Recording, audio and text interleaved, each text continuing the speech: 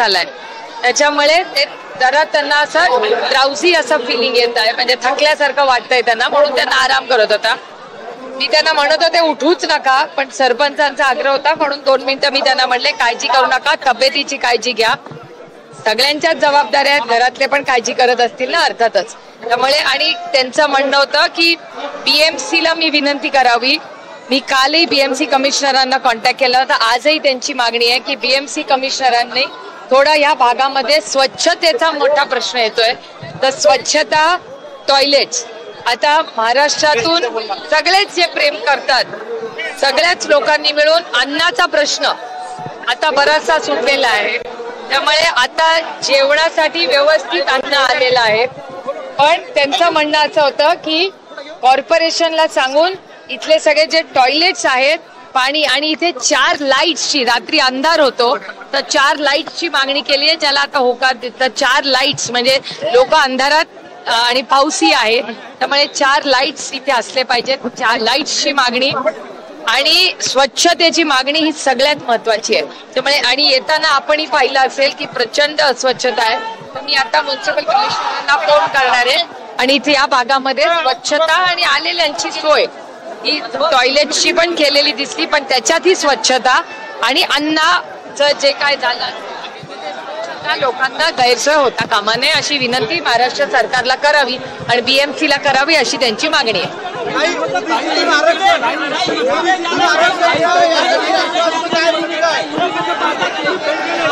हे बघा, मी तुम्हाला खरं सांगू, आम्ही त्यांचे सगळ्यांचा निरोप हा माननीय मुख्यमंत्र्यांपर्यंत पोहोचवण्याची नैतिक जबाबदारी आमच्या सगळ्यांची आहे. माझी हात जोडून महाराष्ट्राच्या माननीय मुख्यमंत्र्यांना आणि दोन्ही उपमुख्यमंत्र्यांना विनम्रपणे माझी विनंती आहे की सगळ्या पक्षांना बोलवा, तातडीने ऑल पार्टी मीटिंग करवा आणि त्यातून पाहिजे असेल तर लगेच 1 दिवसात अधिवेशन बोलवा आणि हा निर्णय मार्ग काढा.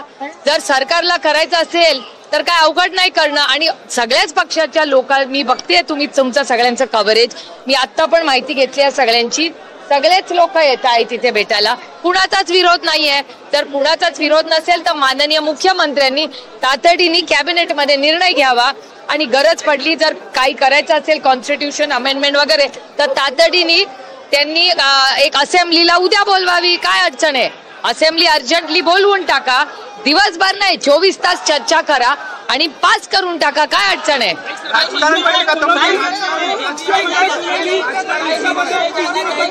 माझं म्हणणं आहे निर्णय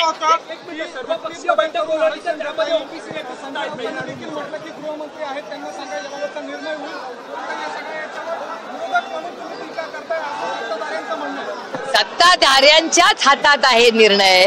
त्यांनी आमच्यावर टीका करायची का? जे सत्तेमध्ये आहेत आणि आज जे आमच्यावर टीका करतायत त्यांनी किती वर्ष काँग्रेसमध्ये काढली, त्यातले किती वर्ष आमच्याच बरोबर होते. हे दुर्दैव आहे की वास्तवतेत कोणी जगत नाहीयेत आता सत्तेतले लोक. कसं काय कसं मला एक सांगा, 2018 मध्ये का कुठल्या वर्षी देवेंद्रजीच म्हणले होते ना, त्यांचं असेंब्ली मधलंच भाषण आहे ना, बरोबर आहे ना? देवेंद्र फडणवीस जी जेव्हा विरोधी पक्ष नेते होते तेव्हा त्यांचं भाषण आहे. आज 250 खासदार आहे, आमदार आहेत, 250 आमदार. काय लागतं? एक चुटकी में काम जर करायचं असेल तर का नाही करू शकत?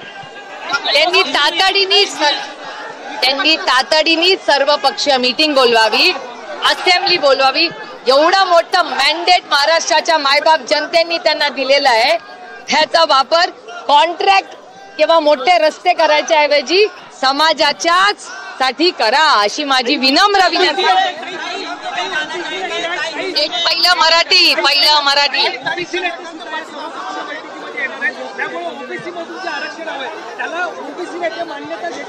अहो, चर्चा तर झाली पाहिजे. लोकशाही आहे, अजूनही हुकुमशाही नाही आणि आम्ही हुकुमशाही होऊ देणार नाही. आमचं म्हणणं आहे चर्चेला आम्ही सगळेच तयार आहे.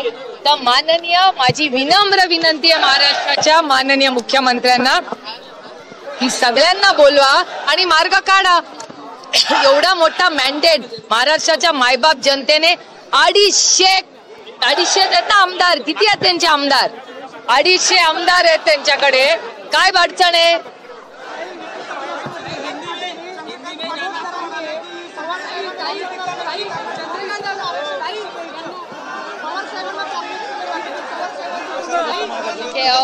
बघा ना, विरोधी पक्षात आले तरी ते सगळं आदरणीय पवार साहेबांकडूनच लोकांची अपेक्षा आहे.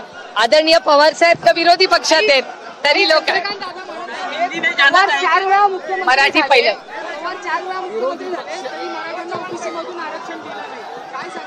आता तुम्ही सत्तेत आहात ना, 11 वर्ष आहात ना, गल्ली टू दिल्ली सगळीकडे तुमचीच सत्ता आहे. करून दाखवा तुम्ही. आम्ही कुठे नाही म्हणतोय. आमची सहकार्याची भूमिकाच आहे. नाही, दुर्दैव आहे की महाराष्ट्राच्या सरकारने कुणाला तरी जबाबदार व्यक्तीला पाठवायचं होतं. कारण का ही लोकशाही आहे. लोकशाहीमध्ये चर्चा झालीच पाहिजे आणि आंदोलनकर्त्यांचं ऐकून तर घेतलं पाहिजे. नाही, दडपशाही नाही, लोकशाही आहे. लोकशाहीच्या मार्गाने तुम्ही शांततेच्या मार्गाने कोणीही आंदोलन करत असेल तर ते आपल्या संविधानात तो अधिकार बाबासाहेबांनी दिलाच आहे आपल्या सगळ्यांना.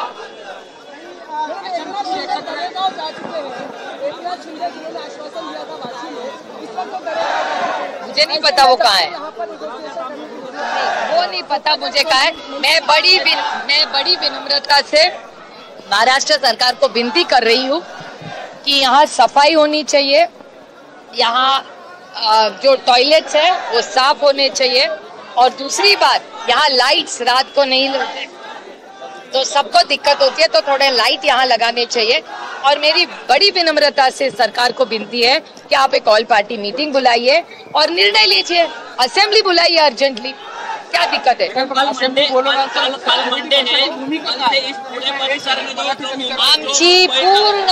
आमचं म्हणणं आहे, चर्चाला आम्ही कधीही बसायला तयार आहोत. आरक्षण द्यायचं का? हा मुद्दा. माझं म्हणणं आहे, निर्णय कोण घेणार? जबाबदार आज निर्णय कुणाच्या हातात आहे? विरोधी पक्षाच्या का सरकारच्या? कुणाच्या हातात आहे? सरकारच्या.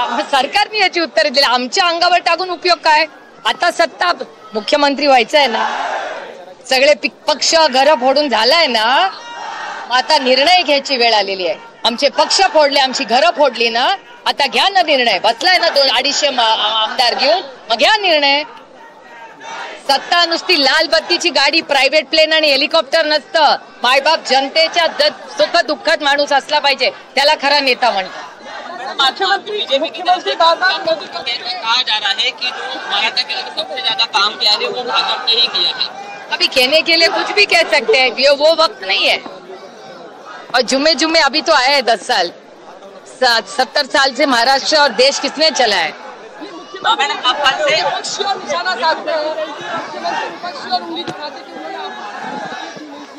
अरे बट अभी तो है ना, 11 साल से वही तो है ना. 1-2 साल से नहीं, 11 साल से गली से दिल्ली तक उन्हीं की सरकार है. करे